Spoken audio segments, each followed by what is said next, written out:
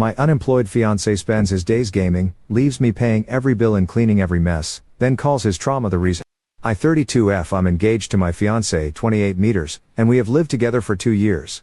Before that our relationship was on and off for about half a decade. I have been frustrated with him for a very long time now, basically the last year and a half, because of a whole collection of issues, but everything is finally reaching a breaking point. I work a demanding full-time job that barely pays enough to support both of us. We live paycheck to paycheck, and by the time I get home I am completely drained. He moved here from out of state to live with me, and the original agreement was that he would at least get a part-time job. That would have allowed us to live more comfortably, and maybe put even a little money aside. Instead we have no savings at all. He has not found a job in a year and a half. He says he has been looking, and I have snooped enough to know that he technically has. But seriously, a year and a half of searching with only a handful of interviews to show for it. During that time our deal was that he would look for work and handle the cleaning while I worked. The problem is that he has never really held a job for more than about a year straight. He only has a high school equivalency, and he has gone back and forth endlessly about college, careers, and what he wants to do with his life. I have tried to help him figure it out, but most of the time, it feels like he just tells me what he thinks I want to hear. For a while, he said he wanted to go to school for information technology. Eventually though, it came out that he only picked that because he thought it sounded like something he could do, not because he genuinely wanted it. Even when he told me he was researching programs, he was not really applying himself or taking steps to get into one. Eventually, I hit my limit and went off on him. I told him I knew he was not seriously doing anything and asked him point blank what he actually wanted to do. I gave him 2 weeks to research career paths and choose one he could honestly picture himself pursuing. After I had to push him through the whole process, he chose becoming a YouTuber. It was unconventional, but there are people who make a real living that way and he has friends who do it. People supported me while I worked toward my dream job, so I wanted to give him that same support. We bought him a nice microphone after he promised that if we got it he would genuinely commit to YouTube. I even told him that he did not need to apply for jobs for 6 months while he got it started. That lasted maybe a month. His uploads were inconsistent, and once again he started hemming and hawing and coming up with excuses. I tried to talk to him about why it was not happening. I was not expecting him to become huge or make money overnight. The kind of videos he makes barely require editing. He records, checks the sound, and that is basically it. I just wanted him to upload consistently and take it seriously. When we talked more deeply about it, it turned out he had a mental block, because of his emotionally abusive childhood. I completely understand that. I work with children who have experienced trauma, and I continue studying the effects trauma has on the brain and behavior. I have also dealt with my own childhood issues. I really do try to be compassionate and understanding, but I also do not think trauma should become an excuse for doing absolutely nothing. He kept saying he still wanted to do YouTube, but nothing was actually getting done. For a while he claimed he was watching other videos as research. Even if I accepted that explanation, it went on way too long to be reasonable. After more conversations and more digging, it became clear that he was not really moving forward at all. After months of talking about this with my therapist, conversations that started long before the YouTube idea, I realized I could accept him not working for the time being. But if he was not going to contribute financially, then I needed him to handle around 90% of the cleaning. I needed the house to actually be clean. He agreed. Great, right? No. For months I would come home to a house that was barely cleaned or not cleaned at all, because he had a bad day. Months of this. I have asked him repeatedly, helped him make schedules, tried to support his mental health, given him workbooks to help him work through things, and kept trying to find ways to make it easier for him to follow through.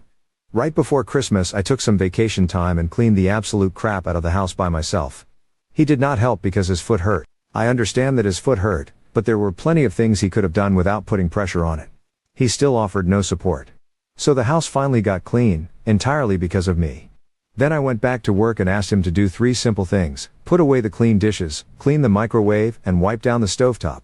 When I got home the microwave had not been cleaned. Most of the dishes were put away, but some were in the wrong places and there was still stuff sitting in the dish rack. The stovetop had been wiped but there were still dirty spots all over it. Meanwhile he was playing Dungeons and Dragons online with his friends. I was furious. He got defensive, and for a while, it turned into the same miserable cycle we always fall into. Eventually we talked it out, and he promised he would do better. But we have had that exact conversation, over and over and over again. To be fair, he has improved, especially during the past 9 months or so. I also was not very good at holding him accountable during the first year. Still, I'm exhausted. I feel less like his fiancé and more like some miserable combination of his mom, therapist and fiancé. I do not want to turn into some nagging sitcom wife. I just want to be his fiancé. I do not think I should have to repeatedly ask for basic cleaning to be done. I do not think I should have to be the driving force behind so many parts of his life. He naturally leans toward complacency. And I honestly do not think he understands how cushy his life is right now. We only have cats. We do not have children, so it is not like there is an overwhelming amount of cleaning to manage. He spends his days at the computer, playing video games and hanging out on Discord. I do have my own emotional and mental health issues, and he can be incredibly supportive when I'm struggling. He helps me a lot with my own issues, and I know I'm not always easy to live with, but I still do not think I'm being unreasonable. He has internet, food, and a roof over his head. He has never paid a bill. He has never even bought groceries. He does not drive, so he literally just sits at home all day. He has a history of poor work ethic at jobs, no real motivation, and without me he has nothing here. His family is on bad terms with him. He is halfway across the country from where he grew up. He knows no one here except people he met through me. He has no resources of his own. That is why I feel guilty. I feel obligated, even though I know I should not. I love him so much, but I'm angry at his attitude and at the way he completely shuts down whenever I try to talk about any of this. I know shutting down can be a trauma response, but that does not make the situation any less frustrating. I'm just so fed up. My fiancé does not work, does not contribute financially to our household, and only has to handle the cleaning, but even that is not consistently getting done. Update 1. Hello lovely people. Back in January 2024, I now 34F wrote about my relationship with my then fiancé. Now 30 Mepsh. I do not remember exactly how long I left that story up, but it could not have been more than a day. In that short time I was hit by what felt like an avalanche of responses. Every single person told me to leave him. I received one private message from someone who said they understood, but every other response told me to go. Some were funny, some were serious. Some were short, while others were long and detailed. People shared their own experiences, and some gave genuinely excellent specific advice. I was not ready to hear any of it. In a panic, I deleted everything and tried to forget I had ever put my situation into words. But I could not completely escape it. I kept seeing every new response that came in, and naturally, I read them all. Still, I ignored everyone. I ignored my friends in real life, my family, my therapist, my own better judgment, and all the people who could clearly see what I could not, and I stayed. Why? Honestly, there were a few reasons. First and foremost, my self-esteem was terrible at the time. I was under immense pressure from a high-demand job, and I was dealing with intermittent episodes of major depression. Not sadness, serious debilitating depression. Before I wrote that story I had already taken a month of sick leave because I was acutely suicidal. Afterward, I ended up taking more than 2 additional months off for the same reason. I truly hated myself. Deeply. My fiancé, let's call him Dominic, was all I believed I deserved or could ever get. When I was low, he did say the things I needed to hear. Of course, I usually had to feed him the lines beforehand so he would know what to say.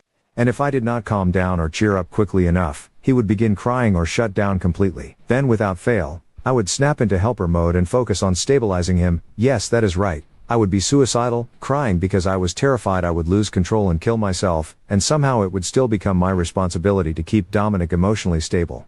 That probably tells you everything about our dynamic. I was the adult, the fixer. He was basically my child, my project. That leads into the second reason I stayed. Dominic had no one but me. He had some friends from Discord, sure, but he admitted he was not comfortable opening up to them. He had moved across state lines to live with me. He had cut off his family because they stopped enabling him, though neither of us framed it that way at the time. That is exactly what happened. The one cousin he had been close to had died. His entire support system was me, just me. Eventually, after months of me pushing and nagging him, he got food stamps and Medicare insurance. So obviously problem solved. I had an extra couple $100s to add to the household budget. Just kidding. Without me he would lose his housing, his sense of purpose, his food, his entertainment, his planned future, everything. I stayed because I felt like it would be my fault if he ended up homeless. I had promised him once that I would never let him be homeless again. I had mentioned that his family stopped enabling him. That was how he ended up homeless the first time. Was that a glaring red flag? Yes. Did I recognize it as one? Also yes. Did I somehow turn it into something romantic because he told me he thought of me during those cold nights? Foolishly, yes. The third reason was that I'm stubborn, and I have attachment issues. Dominic and I had known each other since 2018. We met through online gaming and he latched onto me at the time. I was in the middle of the worst depressive episode of my life. I was isolated, unemployed and desperate for connection. It worked in his favor, did it not? I dumped him in early 2019. Then, foolishly, I wished him a happy birthday. Somehow, before I even realized what was happening, we were together again by the end of 2019. So, yay, I guess. He even came out to visit me for the first time, and we actually had a lot of fun. He had a job then. Not long after, I found work too. I was trying to rejoin society, trying to learn how to function, and be a person again. Then Dominic quit his job. He quit by simply not showing up anymore, without having another job lined up.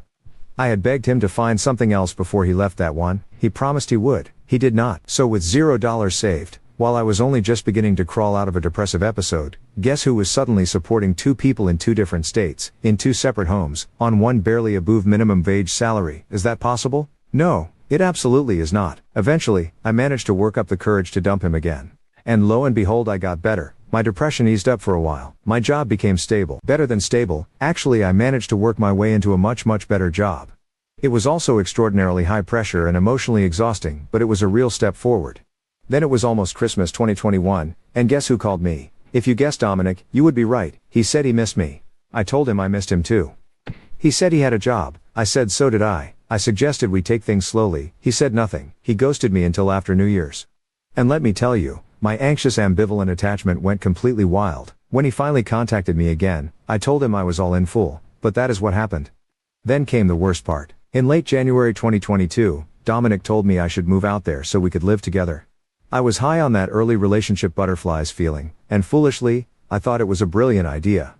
By mid-February 2022, Dominic had moved to my state, with no job lined up of course, and then came everything that happened afterward. After I finally put my situation into words, I doubled down. I told myself I could help him. I tried everything I could think of to get him to clean the freaking apartment. He would do a little here and there. He would clean the toilet bowl but not the seat or the outside of it. He would load and run the dishwasher, then leave it full of clean dishes for days, sometimes weeks. He rarely, if ever, did a damn thing unless I begged, cajoled, argued or screamed. I asked everyone for advice on how to motivate him. I used every healthy communication skill I knew. I validated him. I listened to him. I tried to understand his trauma. I signed him up for therapy. Blah blah blah. Sometimes something would improve briefly, but overall, no change. Nothing. As for me, I would do better, then worse, then better, then worse again. Meanwhile, resentment slowly started building. It built and built and built. I had insightful, caring friends. I had a supportive family. I had a good job. I had been seeing the same therapist for a long time, and I was doing deep work on my past trauma, my depression, and my anxiety. I started medication. And slowly, without admitting it to anyone, especially not myself, I ran out of patience for Dominic. I resented the ever-loving fuck out of him. The relationship was over long before I understood that it was over. And of all things, what finally changed everything was a conversation with a coworker I was not especially close to at the time. We are friends now. It was late August 2025. I was complaining about Dominic and my coworker asked whether I wanted his advice. I said sure. He told me, you gotta leave him. He said more after that. He explained why, but honestly, the rest did not matter. Because when he said you gotta leave him, something inside me finally clicked. Yes, I do. I did. It was incredibly hard. I cried, and Dominic cried too. I handed him the bag I had packed for him, then put him in an Uber, headed to the local homeless shelter. The following day, I bought him a ticket home to his family. Once he understood that I was truly finished, he reached out to them. He had not spoken to them in more than a year, but they gave him somewhere to stay. When I found out, I sat at my desk at work, and cried for what felt like an entire hour. My amazing coworkers and friends helped calm me down. A couple of them had actually been waiting around the block when I ended things with Dominic, just so I would not have to be alone afterward. Other friends made plans with me for the weekend because they knew I would need support. My parents offered to let me stay with them. They even offered to cover the deposit on a new apartment so I could get out of the home Dominic and I had shared. And every single person who knew what had been happening, every single one, said some version of, "Oh, thank God." My colorful mother simply said, "It's about fucking time." It still hurt. The weekend after I ended things with him on that Thursday, I cried a lot. But by Monday something had shifted. I started to feel better. I healed. I moved. I rebuilt the self-care routines I had let fall apart. I grew closer to the incredible friends around me. I went to therapy. I adjusted my medication. I let people in. I got better. Months later, March 7th, 2026. I was lying in bed when I cried about that relationship for the first time since the weekend after the breakup, but this time I was crying because I'm doing so much better now. I do not hate myself anymore. I do not end every day exhausted. I do not isolate myself. I am losing weight. I'm making healthier choices. I am social again. I'm happy. For the first time in my adult life, I am genuinely sustainably happy and confident in myself. I cried because I only need therapy once a month now, just to check in. I cried because I only see my doctors every 6 months. I cried because my friendships are strong, my family is closer than ever, and I am making art again. I cannot possibly overstate the difference between who I am now and the woman I used to be. I never believed I could reach a point where I did not hate the person I was. The words from the people who loved me stayed with me. The gentle words, the blunt words, the words I did not want to hear, they all clanged around in my head until eventually they clicked, and it was worth it. All of it was worth it. If any part of my story feels familiar, if I have described something recognizable in yourself or in your partner, please do not do what I did for so long. Listen to the people trying to help you. Listen to the part of yourself that knows something is wrong. Do not be afraid to do the hard thing and put yourself first. It is hard. It is worth it. Update 2. For the most part, life after Dominic has been quiet in the best possible way. I moved into my new apartment, changed my routines, and made a point of not giving out my address to anyone who might pass it along to him. My parents knew it. A few close friends knew it. That was it. Dominic did not. After I bought him that ticket home in September, we had no contact. None. He did not call, text, email, message through Discord, or try to reach me through anyone else. For months that silence felt strange. Then it felt normal. A few weeks ago, I got an email from him. Not a long email, not an apology, not an update about therapy, work, or anything else. The subject line was just, please. He said his family had kicked him out and that he was staying in a motel for the night. He said he had spent almost all of his money on the room, and needed help buying a bus ticket. He did not say where he wanted to go. He did not say where he had been working. He did not say why his family had supposedly thrown him out. He just asked for money. For about 10 minutes, I became the person I used to be. My stomach dropped, my hands shook. I could practically feel that old promise wrapping around my throat, I will never let you be homeless again. That promise had controlled me for years. I started opening airline websites, I looked at bus tickets. I even started typing a message asking how much he needed. Then I stopped. Instead I contacted his mother. I had not spoken to her since shortly after the breakup. At the time, she had been kind to me. She had thanked me for making sure he got home safely, which had made me cry because I had spent so long believing I was the only person on earth who could keep him alive. This time I told her Dominic had contacted me and said he had been kicked out. She called me almost immediately. He had not been kicked out, he had left. Apparently he had been staying with his family since I sent him home. At first things had gone well. He had been helping around the house a little. He had even gotten a job at a warehouse through someone his stepfather knew. Then, according to his mother, he stopped showing up. Again, he had lasted less than 2 months. After that, the same old pattern started. He spent most of the day online. He stayed up all night. He avoided conversations about work. He got angry when anyone asked him to help around the house. Eventually, his family told him he needed to start contributing or make another plan. He packed a bag, told them they were all against him and left. His mother said they did not know where he was. They had offered to pick him up twice. He refused. His stepfather offered to help him get into a temporary housing program near them. He refused that too. Then his mother said something that made my skin crawl. Dominic had told them he might go back to my state. He had said he had friends here. He does not really. Most of the people he knew here were people I introduced him to. Some of them were my co-workers, some were friends I had known for years. A few had been polite to him because he was my fiancé at the time, but nobody was waiting around to take him in. I did not answer his email. The next morning, he sent another one. This time he said he was sorry for whatever happened between us, which was such a bizarre way to describe years of me carrying him through life that I actually laughed out loud when I read it. Then he said he had nowhere to go and that he did not understand why everyone kept abandoning him. That was the closest thing to an apology I got. I still did not respond for 2 days. Nothing happened. Then last Friday, while I was at work, I got a call from the leasing office at my old apartment. The woman who called had been working there when Dominic and I lived in that building, so she recognized my name. She sounded uncomfortable. Dominic had come into the office that morning. He told them he was trying to get in touch with me because he had important mail that had been sent to the old address. He asked whether they had my forwarding address. They did not give it to him, thank God, but apparently he stayed in the lobby for a while. He asked whether I still worked at the same place. He asked whether they knew what kind of car I drove. He asked whether I had moved nearby. They gave him nothing. The leasing office called because the manager remembered that I had asked them, back when I moved out, not to share any information about me with Dominic if he ever came around. I had almost forgotten I made that request. I had made it during one of the first weeks after the breakup, when I was still terrified he would show up at my door crying and convince me to take him back. After the leasing office called, I texted his mother again. She did not know he had left the state. She thought he was still somewhere near them. She said she was going to try to contact him, but he had blocked her number after leaving their house. About an hour ago, while I was writing this, I got a message from an unknown number. There was no name attached to it, just a picture. It was the front entrance of my old apartment building. Underneath it, there were 6 words. Update 3, I stared at the picture for a long time.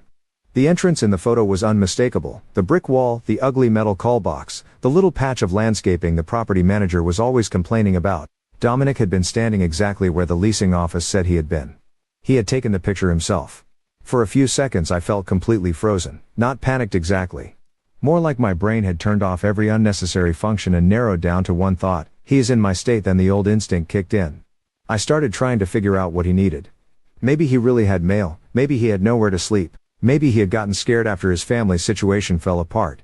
Maybe he was embarrassed and did not know how else to ask for help. I even typed, "What do you need?" Then I deleted it.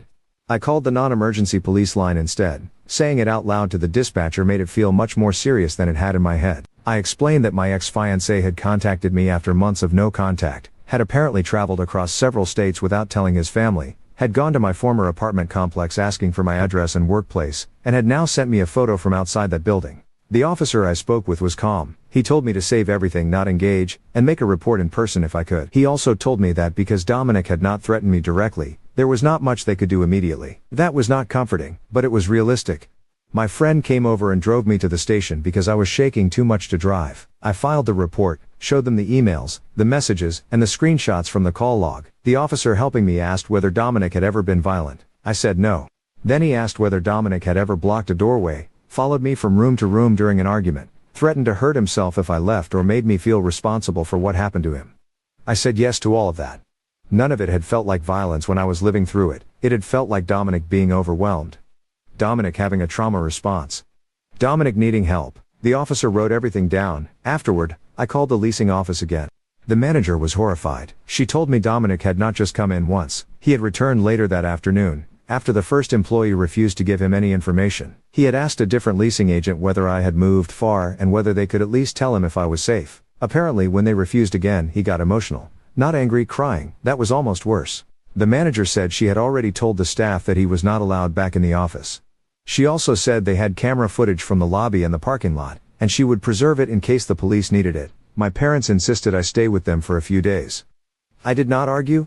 My cats came with me, which was a whole ordeal. But once they were settled in my old bedroom, I felt slightly less like I was going to crawl out of my skin. Dominic emailed again that night. He said he was sorry he had made things weird. He said he had not meant to scare me. He said he was just trying to find someone familiar because he was having a hard time. Then he said he had been sleeping in the bus station. I read that sentence over and over. There it was again. The exact button he had spent years teaching me to respond to. I did not answer. The following morning, his mother called me. She had finally gotten through to him using his younger brother's phone. Dominic had told them he was okay. He claimed he had come here because he had job opportunities and a friend might let him stay with them. His mother asked whether I knew anything about that. I told her no. She was quiet for a long time, then she told me something I had not known. When Dominic left their house, he had taken a folder from his old room. His mother had assumed it contained his ID, social security card and other documents. But after he was gone, she found the folder's contents scattered around his room. Most of his important documents were still there. What was missing was an old notebook. According to her, it was one he had kept during the time we lived together. She did not know what was in it. She had only seen my name written on the front once years ago when he still lived with them before moving in with me. I had no idea what to say to that. Later that afternoon, while I was sitting at my parents' kitchen table pretending to answer work emails, my phone rang from another unknown number. I let it go to voicemail.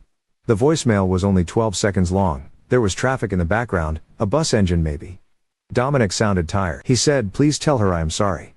Then there was a pause. Update 4. I replayed that voicemail so many times that I started doubting what I had heard. Not tell me. Tell her. At first I thought maybe he had meant to call his mother and dialed my number by mistake. Then I remembered that he had sent the picture to me, he had emailed me, he had gone to my old apartment asking questions about me. There was no reason for him to be confused about who he was calling. I sent the voicemail to the officer who took my report. He added it to the file and called me back later that afternoon. He asked whether Dominic had ever been confused about reality before, whether he had used substances, whether he had a history of psychosis, anything like that. As far as I knew, no. Dominic had depression, he had trauma, he shut down, cried, avoided things, and occasionally got so overwhelmed that he seemed unable to make a decision. But he had never seemed detached from reality. He could be manipulative without fully understanding he was doing it, but that was different. The officer told me they could request that officers near the bus station do a welfare check if I could give them a more specific location. I could not. The traffic in the voicemail could have been anywhere. There are several bus stations, several major roads, and plenty of places with buses running through them. Then his mother called again. She sounded exhausted. She had gotten another message from Dominic, this time through his brother's phone. He would not tell them where he was, but he said he had found proof that everyone had misunderstood him. That was apparently all he would say. His mother asked whether I knew what he meant. I did not. She also told me that she had gone through the rest of his old room after realizing the notebook was gone. She found a plastic storage bin under his bed that she had not known was there. Inside were old letters, screenshots he had printed out, birthday cards and random things from different periods of his life. Some of it was normal, old school papers, pictures of his cousin, a few things from friends, some of it was about me. She did not give me every detail over the phone. I do not think she wanted to. But she said there were printed screenshots of conversations from years ago, including things I had said when I was severely depressed. There were notes in his handwriting beside some of them. She read one of the notes to me. She needs someone who understands how bad it gets. I had to sit down. It was written next to a message from 219, from before we ever lived together. I had been spiraling at the time, I barely remember sending it. I had told him I was scared that I would always be too much for people. His mother was crying by then. She kept saying she was sorry. I told her not to apologize to me. She was not the one who wrote it, but I could not stop thinking about it. For years, I had believed Dominic stayed with me through my worst moments because he loved me more deeply than anyone else ever could. That was what he told me. In one way or another, he was the only person who could handle me. He was the only one who understood. He had seen me at my lowest and he had not left. Meanwhile, I had been carrying him financially, emotionally, practically and physically through every single day of his life, and apparently somewhere in the back of his mind, my mental health had become proof that I needed him. The following morning, I went back to work. I did not want to. My supervisor had already offered to let me work remotely for a while, but I did not want Dominic to take my job away from me too.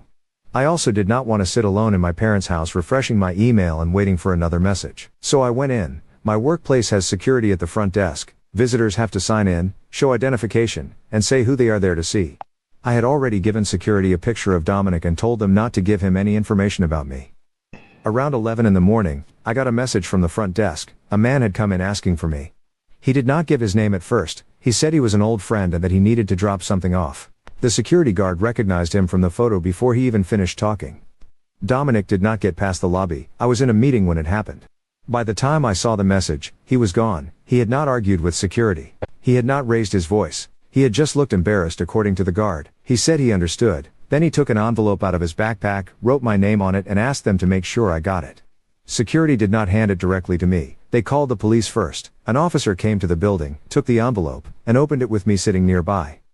I had expected a letter. Maybe another apology. Maybe money he wanted me to send somewhere. Maybe some kind of attempt to explain why he was here. Instead, there was an old key inside. It was the key to our old apartment. I had assumed he turned it in when he left. I had not even thought about it. When I moved out, I returned my own key to the leasing office. They changed the locks before the next tenant moved in, so it was not useful anymore, but seeing it made my stomach twist. There was also a single sheet of paper folded around it. It was a photocopy from the notebook. At the top of the page in Dominic's handwriting was the date, February 2024. Underneath it he had written a list of things I had said during one of my worst depressive episodes. Things I had been afraid of, things I had blamed myself for, things I had told him in confidence. At the bottom of the page beneath all of it there was one sentence. If she ever leaves she will come back when she realizes nobody else knows how to take care of her. The officer took the key and the paper as evidence. Then, while we were still sitting in the security office, the front desk guard got another call. Someone had found Dominic's backpack in the public restroom 2 blocks from my workplace. Update 5, I did not even see it at first. The officer who had opened the envelope at my workplace told me they had sent someone to collect it from the person who found it. Apparently, the backpack had been sitting on the floor of a public restroom for long enough that the person assumed someone had forgotten it. They picked it up, looked inside for identification, saw papers with my name on them and called the non-emergency line. It was Dominic's backpack. The officer told me they had found his wallet, his ID, a nearly empty bottle of water, some clothes chargers and a bus ticket stub. There was also a notebook, not the notebook his mother had found missing from his room. A different one. This one was newer. The officer did not tell me much about what was inside over the phone, but he asked whether I could come to the station again that evening. He said there were things they needed me to identify. My supervisor drove me. I had spent the entire rest of the workday sitting at my desk, attempting to answer emails while every sound in the hallway made me look up. At the station I met with the same officer from before and a detective who had been assigned to the report. The detective was blunt in a way that I appreciated. She told me that Dominic leaving his backpack near my workplace after coming into my workplace with that envelope did not look accidental. She said they could not know what he intended without finding him. But they were taking it seriously. Then she showed me photocopies from the notebook. Most of them were things I recognized immediately. Old messages, screenshots from Discord. Pieces of conversations from when we were together. Some were from before Dominic moved here, some were from while we lived together. There were screenshots of me apologizing to him after arguments. Screenshots of me trying to calm him down while he cried. Screenshots of me telling him I was scared, exhausted, or overwhelmed, things I had not thought about in years. Besides some of them he had written little notes: gets scared when people are mad. Will agree if she thinks I am upset. Doesn't like being alone, always feels guilty after yelling. I read those words and for a second I genuinely could not understand them. Not because I did not understand what they meant, because I did. The detective asked whether Dominic had ever used information about my mental health to keep me from leaving, make me feel guilty, or convince me that I could not cope without him. I told her yes. I told her about the times he would become inconsolable when I tried to talk about breaking up. I told her about how he would say things like, "I do not know what I would do without you," until I stopped talking about what I needed because I was too busy trying to keep him calm. I told her about the time I had been crying and suicidal, and Dominic had shut down so completely that I ended up comforting him. The detective wrote it all down. Then she showed me a page that I had not expected. It was a rough map, not of my current neighborhood, not of my new apartment. It was a map of the area around my workplace. There were several places circled in pen: the bus station, a fast food restaurant, a public library, a church, a cheap motel a few blocks away. My workplace was circled too. Near the bottom, Dominic had written, "Could wait until she leaves." I stopped breathing for a second. The detective asked whether I knew what that meant. I said no, and that was true. I did not know whether he meant wait until I left work so he could talk to me. Wait until I left work so he could follow me. Wait until I left work because he thought I would be easier to approach when I was alone. I did not know. The detective did not pretend to know either. She told me they had contacted the motel on the map. Dominic had not checked in under his own name, but the manager was looking through their records and security footage. They had also contacted the bus station and requested footage from the day he arrived. Apparently, he had not taken the bus directly from his family's state to mine. He had stopped somewhere else first. The bus ticket stub in his backpack was from a city about 4 hours away. Nobody knew why. His mother did not know either. When the detective contacted her, she said Dominic had told his brother that he was going to figure something out before he came back. Then, while I was still at the station, the detective got a call from the motel manager. They had found him on camera. Dominic had checked in 2 nights earlier under a different last name. The manager had also found something else.